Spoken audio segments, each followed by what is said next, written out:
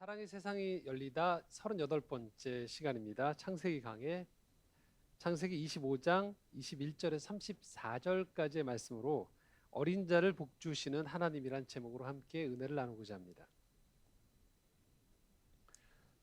여러분 식사 음식 중에서 참치회덮밥 드셔보셨나요? 참치회덮밥. 네.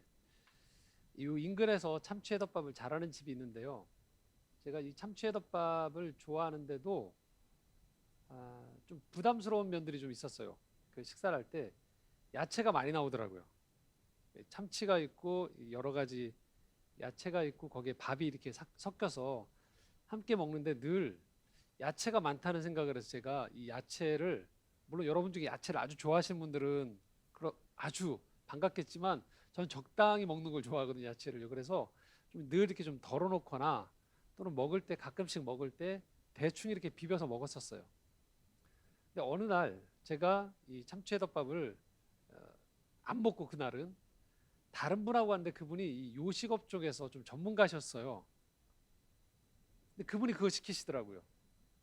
그래서 이제 식사 대화를 하면서 유심히 이분은 어떻게 드시는가를 봤는데 좀 놀랬어요. 왜 그러냐면 대화를 그날 식사를 하는데 식사의 대략 한 5분의 1 이상을 대화하시면서 안 드시더라고요. 뭘 하나 봤더니 비비고 계시더라고요. 그러니까 저랑 대화하면서 계속 이 젓가락으로 아주 섬세하게 비비고 계시더라고요. 아주 섬세하게. 그래서 제가 저 같았으면 벌써 한 절반 이상을 먹었을 시점인데 그때 이제 이 다 비벼진 걸 확인하시고 나서 잘 비벼졌고 난 걸 확인하고 드시더라고요. 제가 어떻게 했겠습니까? 다음에 가서 따라 해봤죠. 전 같았으면 대충 비벼서 먹을 텐데 그걸 봤잖아요. 제가 그래서 인내심을 가지고서 천천히 젓가락으로 이렇게 한번 비벼봤어요. 비벼서 이제 참치와 이 야채와 밥이 잘 섞이도록 해서 먹었었거든요. 어땠을까요? 예, 다른 맛이더라고요. 그래서 제가 그 다음부터는 비빔밥을 먹든 어떤 이런 식사가 나왔을 때 이게 정성을 들이는 게 중요한 거구나라고 생각을 해서 예전 같았으면 평소 그냥 제 습성대로 그냥 대충 비벼서 먹고 뭐 야채가 많으면 했는데 그렇지 않고 이 정도의 양을 배분해서 주시는 분이 계산에 있겠지라는 생각이 들어서 가급적이면은 전보다 조금 더 시간을 들여서 정성스럽게 이 비비는 습관이 그때부터 좀 들었었어요. 그러면서 깨달은 거예요. 똑같은 재료더라도 그 재료를 대하는 사람이 어떻게 대하느냐에 따라서 얼마든지 이 결과물이 다르게 나올 수 있다라는 경험을 하게 된 겁니다. 우리가 성경을 읽다 보면요, 혼동이 오는 것 중에 하나가 어떤 것이냐면 하나님의 선택과 이 하나님의 선택하심이 사람의 운명을 어디까지 영향을 주는가 하는 지점이죠. 자칫 오해를 하면 하나님의 뜻을 운명론으로 받아들인 경우들이 있어요. 그러니까 어차피 뭐 하나님 마음대로 다 하실 건데라고 생각하는 운명론으로 빠지기 쉬워요. 그렇게 되어지면 이게 결정된 운명론인데요. 우리가 인생에서 할 수 있는 게 별로 없어요. 뭐 아무리 지금 최선을 다하고 열심히 살아도 어차피 저분이 원하는 대로 다 끌어갈 텐데 그럼 지극히 삶에서 이 숙명론에 빠지게 되어지고 최선을 다하다가도 어느 시점에서 이게 무슨 소용이 있는가라는 생각들을 가져버릴 수 있어요. 어차피 하나님께서 하나부터 열까지 다 이미 정해놓고 조정하는 분이 아니신가라고 생각하기 쉬워요. 그럴 때 이제 문제가 인생에서 고난이 닥쳤을 때 또는 예기치 않은 악한 사람을 만나거나 내 인생에서 생각하지 않았던 재난을 당하는 거예요. 어떨까요? 하나님에 대한 이 원망, 나아가서 저주가 일어나는 경우들이 생겨요. 고작 어느 시점에서 내 인생에 이런 재난을 주려고 미리 설계를 다 해놓고서 그걸 몰랐던 순진한 나는 이렇게 열심히 살아왔구나. 선하게 살아오려고 노력했구나. 그런데 결국은 이 지점에서 틀어버리시는구나. 라고 생각을 하면서 하나님에 대한 원망이 찾아올 수 있다는 것이죠. 하나님은 우리의 인생에서 그런 방식으로 우리의 인생 시간표 안에 다 모든 것들을 정해놓지 않았습니다. 하나님은 우리 인생에 예정하신 게 있어요. 하나, 복을 주시는 거예요. 선한 길로 인도하시는 거예요. 때로는 우리 인생 가운데에서 우리에게 고난이 찾아오죠. 근데 어떤 그 고난들은 확실히 우리가 연단해 나아가서 성숙한 사람이 되어지는데 필수적인 과정이 있어요. 예를 들면 아이들이 자전거를 배울 때 반드시 넘어질 수밖에 없죠. 넘어지지 않고서 한 번에 타는 경우들은 드물어요. 우리가 말을 배울 때, 걸음마를 배울 때 무수하게 넘어지고 쓰러지죠. 자, 이런 방식의 하나님의 예정하심은 있어요. 분명히. 근데 그것이 아니고 인생 살아가다 보면 정말 생각지도 않았던 악한 사람이 내 인생에 찾아와서 이 이단 옆차기를 하는 경우들이 있죠. 그래서 이렇게 가다가 맞고서 쓰러지는 경우들이 있어요. 이것은 하나님이 예정하신 게 아니에요. 근데 하나님은 이런 공격 속에서도 여전히 계속적으로 나로 하여금 더 나은 삶으로 나아가도록 인도하고 도와주시는 분인 거예요. 우리에겐 그리고 하나님께서 이렇게 선한 복을 주시는 가운데 인도하는 가운데에서요, 우리에게 익숙하지 않은 방식으로 찾아오시는 경우들이 있어요. 보통 하나님도 이 땅에서의 우리의 인생의 질서들을 존중하세요. 그리고 세상에서도 돌아갈 때 이런 방식이 영향이 많죠. 강한 사람, 나이 많은 사람, 집안이 좋거나 집안의 배경이 여러 가지가 뒷받침이 잘 되어지거나 환경이 좋은 사람들, 또는 이 외모나 지식이 뛰어난 사람들이 있어요. 이 잘 되는 경우들이 있죠. 그런데 거기에 고착되는 것이냐, 그것으로 모든 것이 정해지느냐, 그렇지 않다라고 생각하는 것은 인생을 살아가는데 굉장히 큰 이 갈림길에 서서 내가 인생을 살아가게 되어집니다. 흔히 세상에서는 대체로 개천에서 용이 나기 어렵다라고 얘기를 해요. 대체로. 그리고 지금 언급했던 이런 조건들이 거의 절대화되어 있는 경우가 대부분입니다. 근데 우리가 성경을 읽다 보면요, 하나님께서 이렇게 인생 가운데에서 나왔던 자연 법칙 너머에서 하나님께서 인생의 역전을 이루시는 이야기들이 상당히 많아요. 그것은 하나님께서 우리가 인생 가운데에서 가지고 있는 여러 가지 경험과 조건들을 존중하시되, 여러분 이렇게 이해하시면 됩니다. 거기에 갇혀 계시지 않는다라는 거예요. 거기에 제한되지 않는다라는 거예요. 하나님께서 그 일들을 하셔야 된다라면 하나님께서는 그 사람이 일반적인 흐름에 어긋나더라도 거기에 갇힘없이 하나님이 그 사람을 통해서 하나님의 일을 이루어 가신다는 것들을 우리가 열린 마음으로 볼 필요가 있다는 겁니다. 하나님은 나이가 어려도 쓰실 수 있어요. 그 사람이 경험이 부족해도 쓰실 수 있어요. 그리고 그의 외적인 조건이 부족해도 하나님께서 쓰시고자 한다면 얼마든지 하나님의 일을 이루는 동역자로 세워주신다는 거죠. 자, 고린도전서 1장 27절 28절에 그래서 이렇게 말씀하고 있습니다. 한번 같이 읽겠습니다. 그러나 하나님께서 세상에 미련한 것들을 택하사 지혜 있는 자들을 부끄럽게 하려 하시고 세상에 약한 것들을 택하사 강한 것들을 부끄럽게 하려 하시며 하나님께서 세상에 천한 것들과 멸시받는 것들과 없는 것들을 택하사 있는 것들을 패하려 하시나니. 자, 이 말씀에 보면요, 이렇게 써 있습니다. 미련하고 약하고 천하고 멸시받고 없는 존재들을 택하셨다고 했어요. 자, 그러면 하나님은 무조건 약자, 못난 자, 삐뚤어진 것만 좋아하시느냐? 그 얘기가 아닙니다. 하나님께서 지금 말씀드렸듯이 하고자 하시면 그 하고자 하시는 일에서 제한받지 않는다라는 겁니다. 누구라도 하나님과 함께 하시면서 하나님의 뜻이 맞닿아 있으면 인간적인 많은 제약에도 불구하고 자신에게 주어진 이 생의 소명을, 그리고 인생에서 해야 되는 여러 가지 과제들을 끝까지 완수해내고 그 걸음으로 인해서 세상의 복의 통로가 될 수 있다는 것, 이것이 성경이 우리에게 건네주는 메시지라는 것들을 잊지 마시기 바랍니다. 성경 속에서는요, 그래서 이런 역전의 상황이 종종 벌어집니다.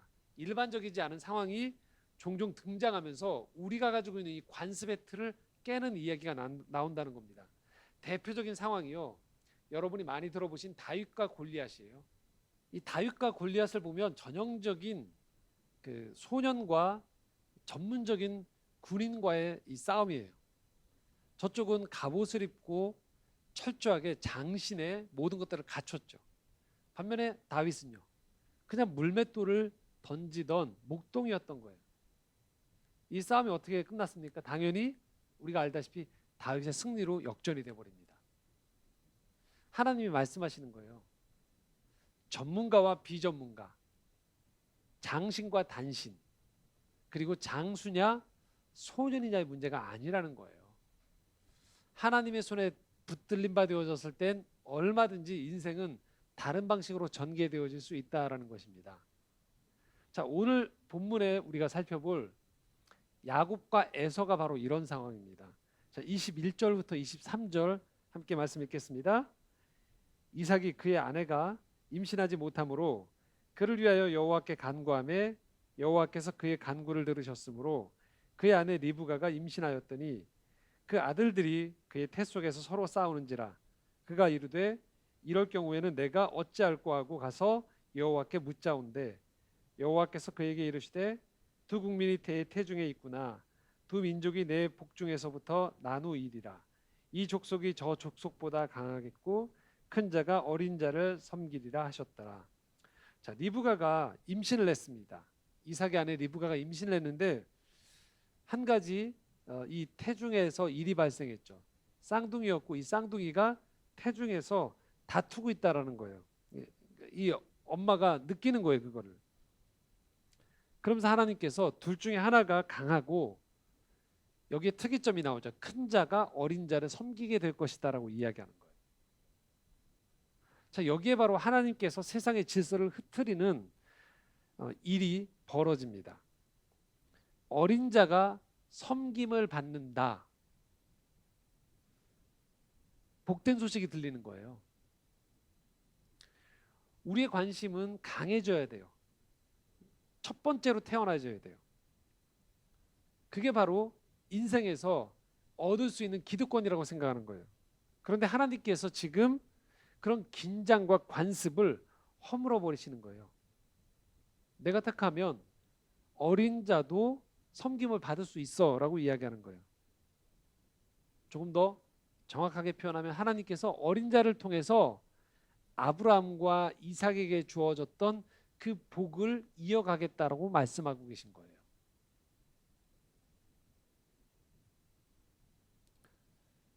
자, 그런데 세상은 어떨까요? 하나님의 이런 좋은 계획이 있어도요, 제가 서두에 말씀드렸듯이요, 좋은 음식 재료가 있어도 그걸 다룰 줄 모르는 사람이 설있게 다루면 제대로 그 맛을 내지 못하는 것처럼 하나님의 이 어린 자가 나이 든 사람을 통해서 섬김을 받는다라는 이 복된 소식이요, 어그러지면서 모양이 변형되는 일이 벌어져요.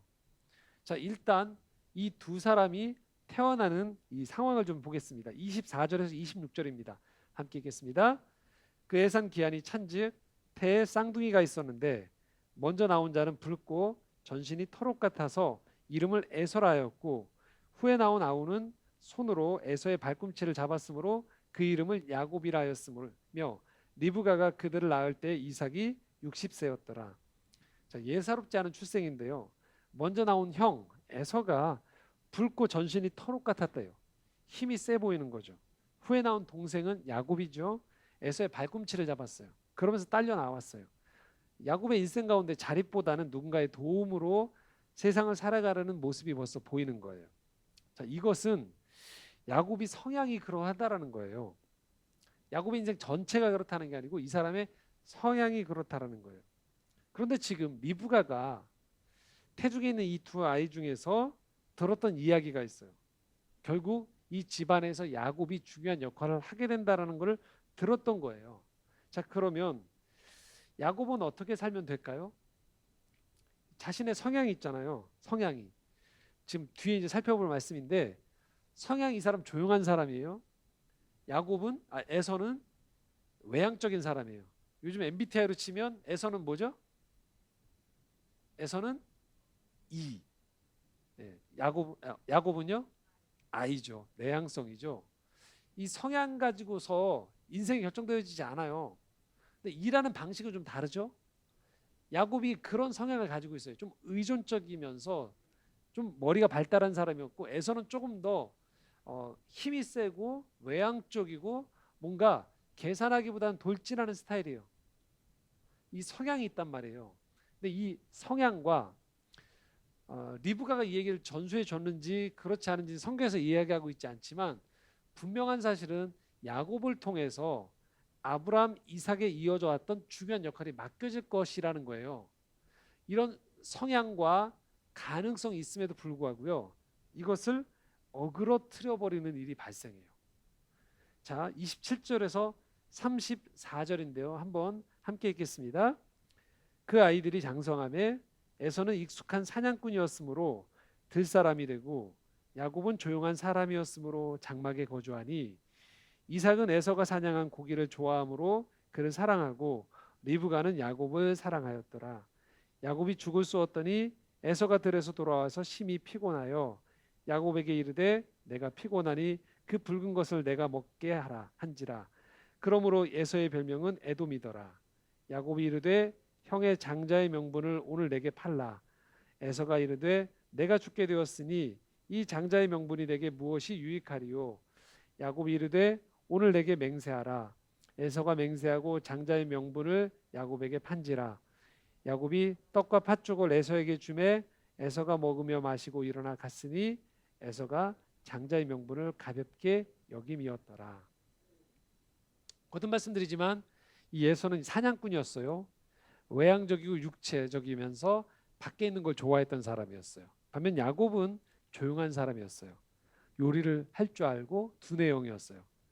자, 이 사건 성경 공부를 많이 하신 분들은 잘 아실 테고 오늘 처음 보신 분들은 또 이야기가 그렇게 어렵지 않은 본문이죠.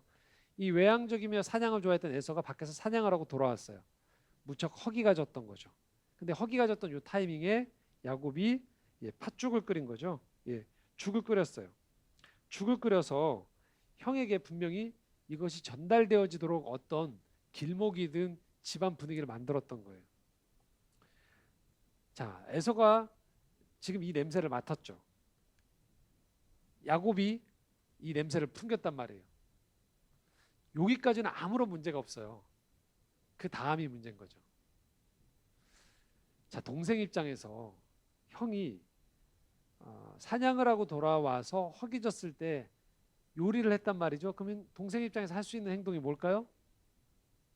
주면 돼요. 근데 여기에 한 가지를 장애물을 갖다 놓는 거죠. 지금 야곱이 장자의 명분을 팔도록 요청을 해요.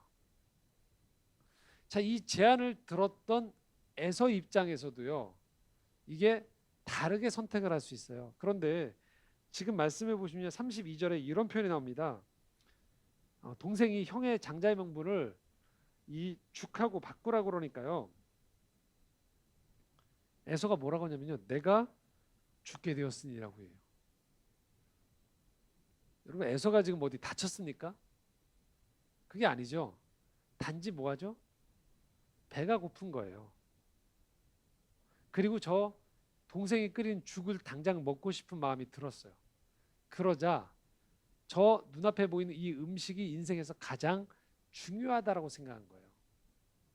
이거 아니면 안 된다라는 강박이 그 안에 생기기 시작한 거예요. 자, 그러면서 에서는 손쉽게 이 죽 한 그릇에 자신의 장자의 명분을 팔아버립니다.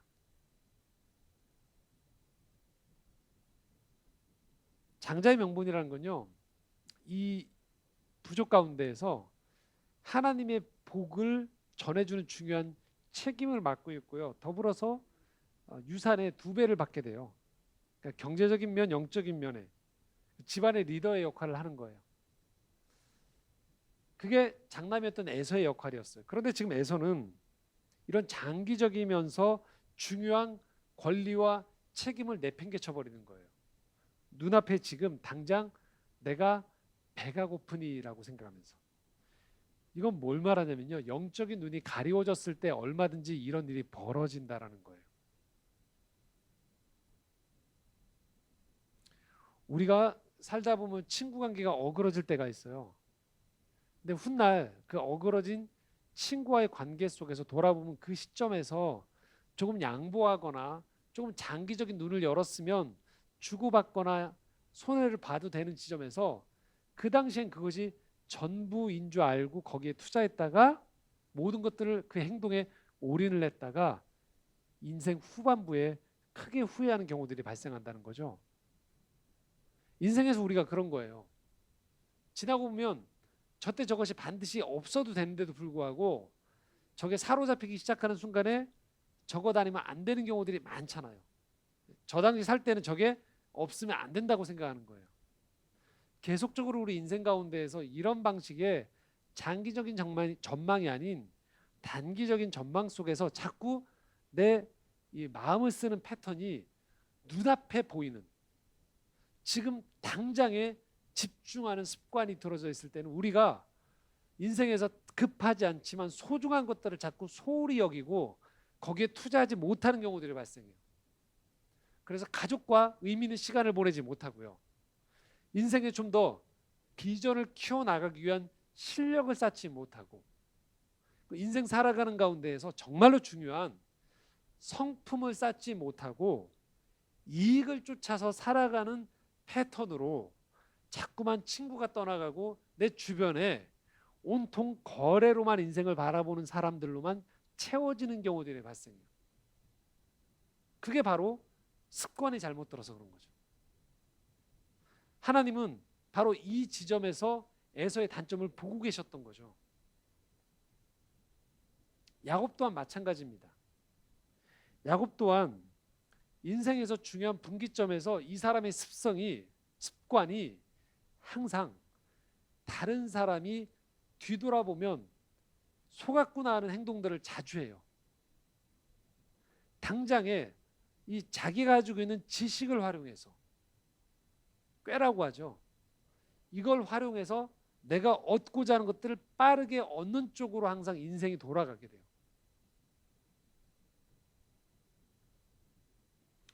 성경은 여러분 지금 이 본문을 보시면요, 누가 맞다 틀리다고 얘기하지 않아요. 그냥 그대로 보여주고 있는 거예요. 에서는 장자의 명분을 소홀히 여겼어요. 야곱은 장자의 권리를 얻는 방식에 있어서 형의 약점을 파고들어서 그것을 쟁취해낸 거예요. 성경은 목적도 중요하고 수단도 중요하다고 이야기하고 있는 거예요. 목적은 좋은데 수단은 어떤 것들을 가려도 상관없다라고 이야기하지 않아요. 제 아무리 야곱이 장자의 권리를 중요시 여기더라도 그가 한 사람의 약점을, 그것도 자기와 혈육을 나눈 형의 약점을 공략해서 좋은 것을 가져가는 방식을 하나님이 기뻐하실 리가 없다는 거예요. 그래서 우리는 지금 이 본문을 보면 무지함과 조급함이 가정을 망가뜨리는 장면을 여러분들은 보고 계신 거예요. 하나님은 분명히 이 가정에 예기치 않은 방식 하나를 선물로 주셨어요. 어린 자가 섬기게 하는 것.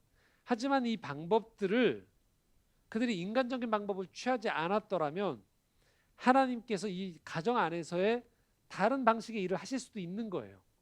근데 그것이 다 차단된 상태에서의 오로지 사람의 무지함과 이 장자의 명분을 우습게 여기고 하찮게 여기는 사람의 무지함과 저것이 중요한데 저것을 얻는 데는 무조건 내 방식으로 가야겠다라고 생각하는 인간의 조급함과 교활함이 이 안에 결합되어 있는 거예요.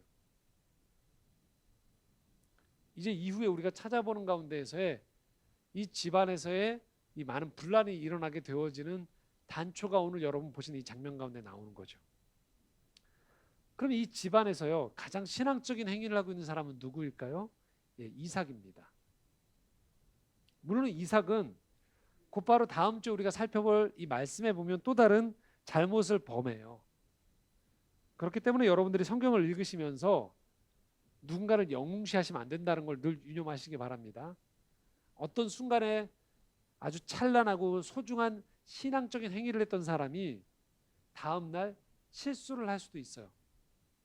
그렇기 때문에 여러분들은 그 사람이 가지고 있는 그 좋은 모습 안에서의 교훈을 얻는 것이 중요합니다.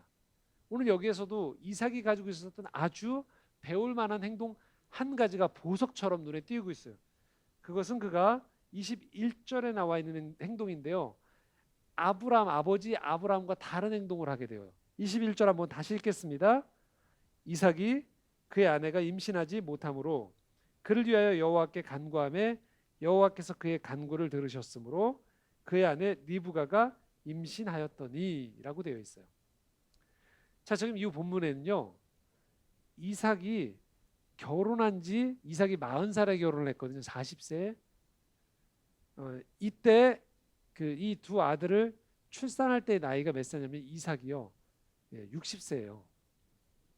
그러니까 20년이 흐른 동안에 자녀가 없었던 거예요. 이삭과 리브가 사이에. 자, 그러면요, 여러분. 아버지는 어땠을까요? 아버지는 여러분 이제 몇 주 동안 살펴보셨잖아요. 유명하잖아요. 아들 안 줬다고 온갖 난리 쳤잖아요. 그렇죠. 하나님 원망하고 조급해하고 또 옆에 있던 사라도 뭐예요? 몸종 들여보내서 잠자리 갖게 해서 이스마엘 나오고 그 이스마엘 때문에 집안에 분란이 일어나고 많았죠. 그런 사건이. 하나님이 계속 달래셨단 말이에요. 아브람 밖으로 데리고 나가서 별 보여주면서 이렇게 너희 자손 많아질 거야. 계속 약속하시고 막 했잖아요. 그렇게 해서 간신히 아브라함이 아들을 얻게 했단 말이에요. 그렇죠? 자, 그런데 여러분 아브라함이 결국 못 참고 이스마엘을 통해서 아들을 낳았을 때의 그 아브라함의 나이가 몇 살이냐면 86세였어요. 그러니까 75세 아브라함 불렀단 말이에요. 그리고 86세 못 참아서 이삭이 아니고 몸종을 통해서 하갈의 여종을 통해서 아들을 낳았던 시점이 86세였단 말이에요. 그러니까 11년이었던 거예요. 11년 동안 그걸 못 참아서 아브라함은 조급했던 거예요.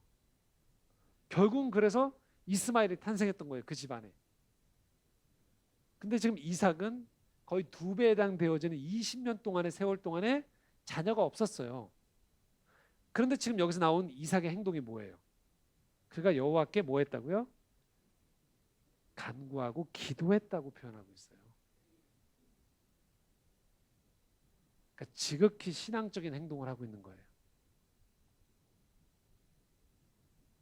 우리 아버지가 11년을 못 기다려서 이스마엘을 낳게 해서 그 이스마엘과 자신이 집안에서 분란이 일어났었던 것을 이삭은 봤었죠. 그리고 25년이 흘러서 자기가 태어나고 난 다음에 아버지가 결국은 100세 애라도 자신을 낳았다. 어머니가 이미 임신할 수 없었던 상황임에도 불구하고 자연의 몸의 그대로에서는 자신을 잉태했던 것을 이삭은 경험했죠. 무엇보다도 모리아산에서 아버지가 자신을 제물로 바치려고 할 때 하나님께서 예배해 놓으셨던 양을 통해서 자신의 생명이 보존되었던 것, 그것을 자신은 온몸으로 경험했죠. 여호와 이레, 하나님께서 준비하신다라는 것들을 이 이삭은 자신의 일생을 통하여서 경험했던 거예요.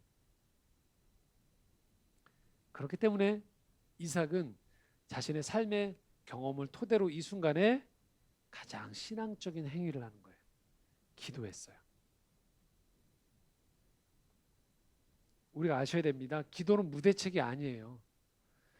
기도는 내 인생의 선한 계획을 가신 하나님과 내가 동역하는 중요한 인간이 할 수 있는 최선의 행동이 기도인 겁니다. 기도하는 사람은 위기가 왔다고 해서요, 단기적인 위기를 타개하면서 자신의 인생을 망가뜨리지 않아요.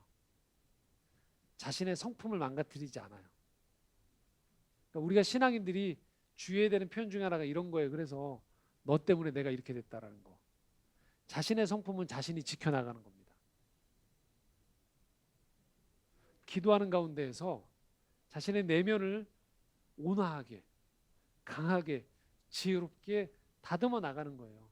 너 때문이 아니에요. 그래서 기도를 하는 거죠. 말씀을 보는 거죠. 그것들을 토대로 뭐예요? 나라는 사람의 이 본질을 훼손하지 않고 오히려 숙성시켜 나가고 성숙하게 만들어가는 거예요.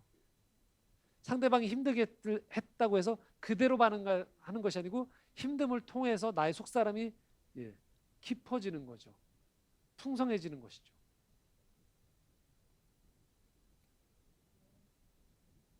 인생 가운데에서 당장에 손해보는 것 같은 위기 상황 속에서 기도함을 통해서 좀 더 장기적인 전망을 보게 되어지는 거예요. 기다려야 되는구나, 참아야 되는구나, 또 어떤 부분들은 포기해야 되는구나, 이건 해도 안 되는 거구나, 이건 내 영역이 아니구나.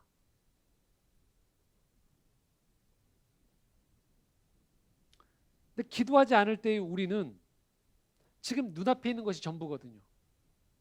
조급할 수밖에 없어요. 지금 끝장내지 않으면 안 될 것 같고요. 지금 이것들 속에서 결론을 내지 않으면 안 된다라는 생각들을 강박을 가지게 되어지는 거예요. 그래서 모든 것들 속에서 우리라는 사람의 인생이 자꾸만 망가지거나 헝클어지는 일들이 벌어지게 되어진다는 거예요. 이삭이 지금 기도를 한다는 것은 바로 기도 속에서 자신이 할 바를 정하는 거예요. 자신의 행동을 정하는 것이죠. 그런 증거에서 하나님께 아뢰었어요. 그리고 들었어요. 오늘 우리에게 필요한 것이 바로 이런 거예요. 인생의 많은 고비와 갈등 속에서 기도가 필요한 거예요. 내 인생에 선한 길을 가지고 계신 그분들, 선한 길을, 내 인생에 선한 길을 가지고 계신 그분 앞에 아뢰는 겁니다. 도와달라고, 인도해달라고. 또한 그분이 나에게 무엇이라 말씀하는지를 내가 듣는 습관, 훈련을 계속하는 것들이 중요한 겁니다. 하나님께서는 오늘도 우리 인생 가운데 좋은 빛을 끊임없이 내려주세요. 하지만 우리는 기도함이 없을 때 자꾸만 그 빛 속에서 우리 스스로가 터널 속으로 들어간다는 겁니다. 아브람 가문에 지금 좋은 빛이 비춰졌었어요. 항상 장남이 아니라 차남을 통해서도 복을 받을 수 있다라는 가능성의 길이 열린 거예요. 태어난 서열, 성별, 지역, 가문 등으로 우리의 인생을 꾸준히 정확하게 규정 지으려는 사람들의 태도와 무관하게 하나님은 인간의 제도와 질서를 존중하시되 갇혀 계시지 않으면서 새로운 길을 열어가시는 거죠. 그렇기 때문에 우리 인생 살아가면서요, 갇혀 계신 하나님이 아니고요, 우리 인생을 끊임없이 열어주시는 하나님을 우리가 바라보는 겁니다. 인생의 어느 순간일지라도 하나님의 뜻과 계획은 우리에게 희망을 열어주세요. 어둠 속에서도요, 우리가 하나님을 바라보려고 할 때 빛이 우리에게 비춰지고 있는 것들을 보게 되어진다는 겁니다. 그러나 이러한 하나님의 선택과 인도하심도요, 우리 앞에 펼쳐져 있어도 우리가 이기심을 가지고 조급할 때 얼마든지 이런 계획이 꼬일 수 있게 되어지는 거예요. 성경의 대표적인 사례가 바로 이스라엘 백성이었죠. 이제 아브라함과 이삭과 야곱을 통해서 벌어졌던 훗날의 이스라엘 백성들, 애굽으로 노예로 있을 때 하나님께서 이 백성을 불러내셨단 말이에요. 약속의 땅에 가나안으로 불러가도록 했어요. 그런데 이들이 40일이면 갈 수 있는 이 길을 무려 40년을 돌아가게 됩니다. 여호수아 5장 6절에 그래서 이 장면을 이렇게 표현하고 있습니다. 한번 같이 읽겠습니다. 이스라엘 자손들이 여호와의 음성을 청종하지 아니하므로 여호와께서 그들에게 대하여 맹세하사 그들의 조상들에게 맹세하여 우리에게 주리라고 하신 땅 곧 젖과 꿀이 흐르는 땅을 그들이 보지 못하게 하리라 하시매 애굽에서 나온 족속 곧 군사들이 다 멸절하기까지 40년 동안을 광야에서 헤매었더니 40일이면 들어갈 수 있는 땅을 40년을 헤맸다고 했어요. 그런데 그 이유가 뭐예요? 여호와의 음성을 청종하지 아니함으로. 안 듣는 거예요.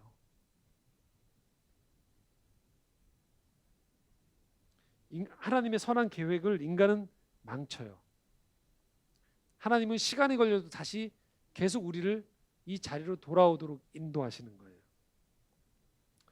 어린 자를 복 주셔서 새로운 길을 열어가시려고 했던 하나님의 계획은요, 에서의 무지함과 야곱의 교활한 행동으로 꼬여지는 거예요.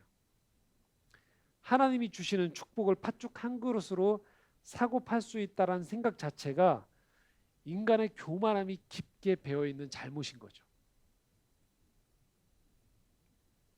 20년을 기도하고 기다렸던 이삭. 그래서 이 가문에서요, 일부 일천은 이삭이에요. 나머지 남자들은 자꾸 부인들을 많이 둬요. 근데 이삭은 이 기도함의 행위 속에서 그 인생 가운데 많은 오류가 있지만 그럼에도 불구하고 최소한 가정에 있어서 그는 리브가 한 사람이 자신의 부인이었던 거예요.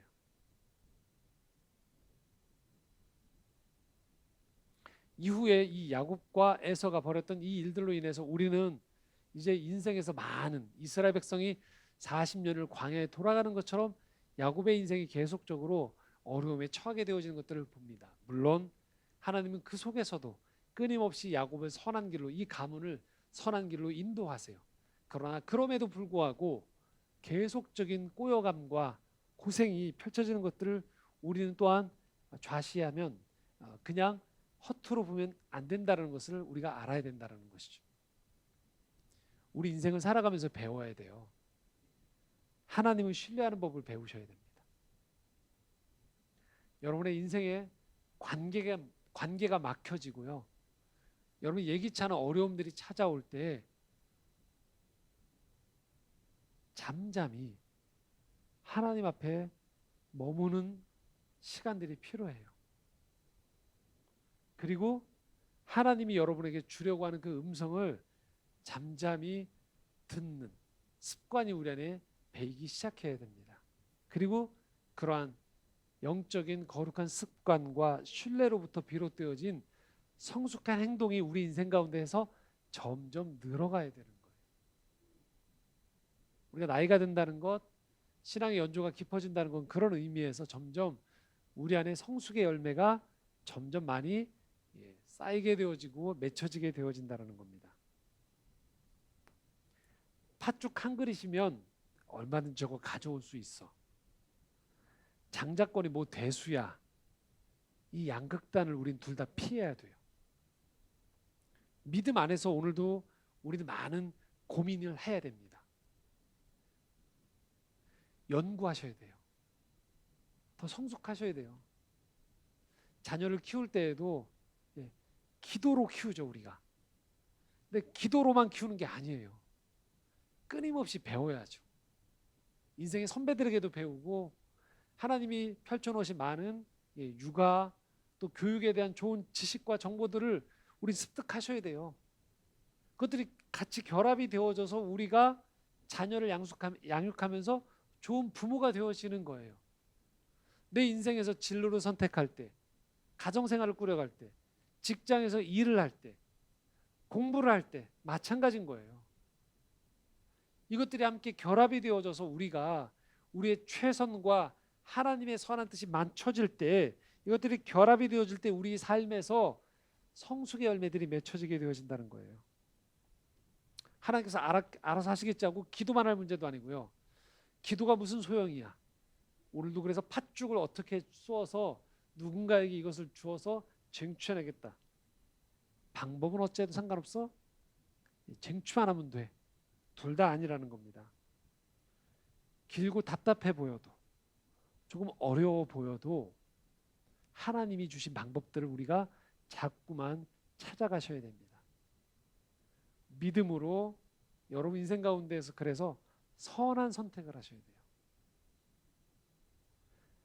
하나님이 그런 선한 선택을 믿음 안에서 하려는 사람들에게 오늘도 어린 자를 복 주시는 그 하나님의 선하신 계획함이 여러분 인생 가운데 펼쳐지게 되어질 것입니다. 오늘도 우리가 그래서 하나님께 가까이 가야 되는 것, 우리의 지식과 경험만으로 안 된다는 거예요. 하나님의 일하심이 오늘 우리의 인생에 새로운 길을 열어가신다는 것들을 신뢰하시면서 한 주간 믿음 안에 살아갈 수 있기를 소망합니다. 기도하겠습니다.